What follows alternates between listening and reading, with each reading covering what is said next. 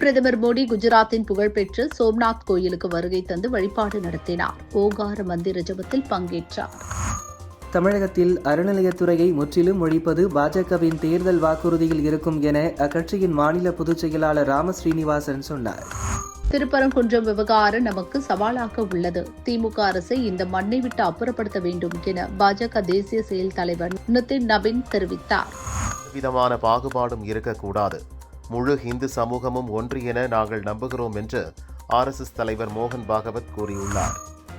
சம வேலைக்கு சம ஊதியம் கோரிக்கையை வலியுறுத்தி 10,000த்திற்கு மேற்பட்ட இடைநிலை ஆசிரியர்கள் வகுப்புகளை புறக்கணித்து போராட்டத்தில் ஈடுபடுவதால் பெரும்பாலான பள்ளிகளில் வகுப்புகள் முடங்குவதாக சர்ச்சை எழுந்துள்ளது.